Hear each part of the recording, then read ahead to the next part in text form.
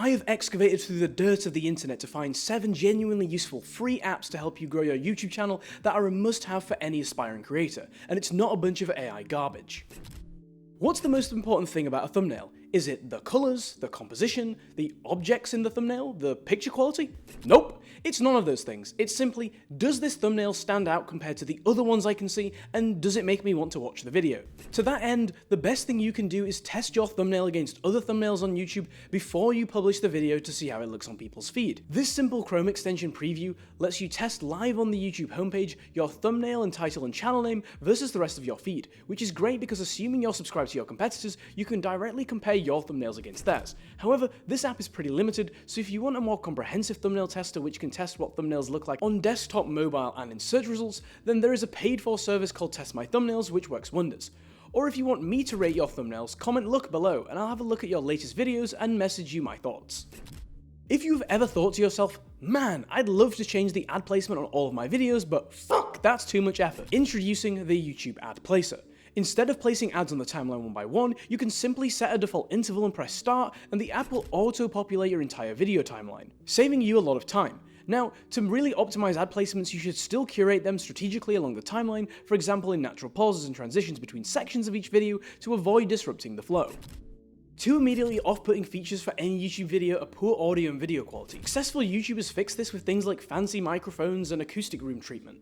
But the problem is that costs thousands of dollars, and even if you have the money, you might be filming outside where it's windy, or you're in your parents' house where you can't just stick thousands of dollars worth of foam on the walls. The good news is now, even with a potato microphone that sounds like it's recorded in the bottom of a fishbowl in a World War II bunker, you can use Adobe Podcast AI to clean up your background noise and reduce reverb on your voiceover. You can dial the strength of the filtering effect to tailor it in for your particular requirements, which is really useful because the more aggressive you filter, the more it breaks down and damages your voice, making it sound a little bit unnatural and robotic. You can use Adobe Podcast AI to clean up your background noise and reduce reverb on your voiceover. You can dial the strength of the filtering effect to tailor it in for your particular requirements. For my videos, I use somewhere between 0 and 15% depending on where I'm recording.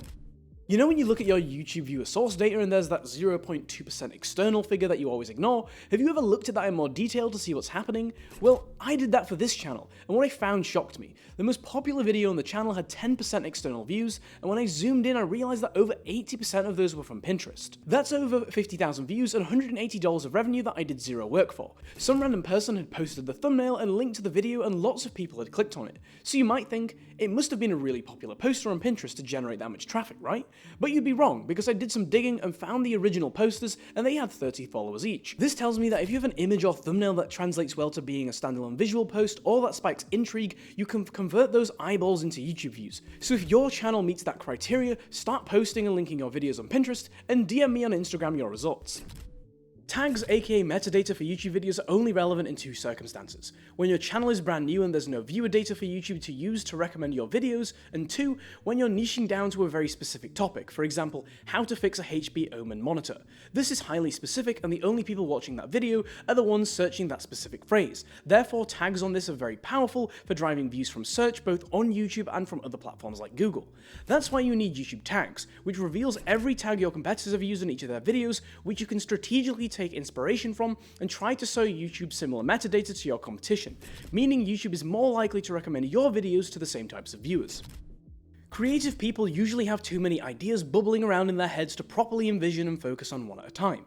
So you need an app where you can let your creative vision for your channel flourish, but also strategically lay out and organize your approach to producing videos and growing your channel.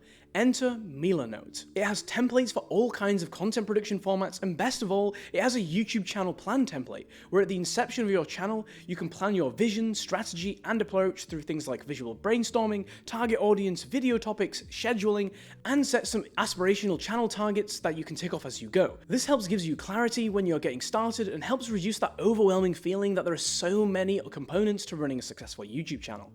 I use Milanote with my team for building collages of design languages for thumbnails, video editing, and animation, so we're all on the same page of what we're striving for. It even has a handy drawing feature so you can scribble on top of your boards to draw attention to certain areas. This is useful even if you're a one-person band, as it helps you clearly visualize your ideas and stop them from being abstract notions trapped in your head.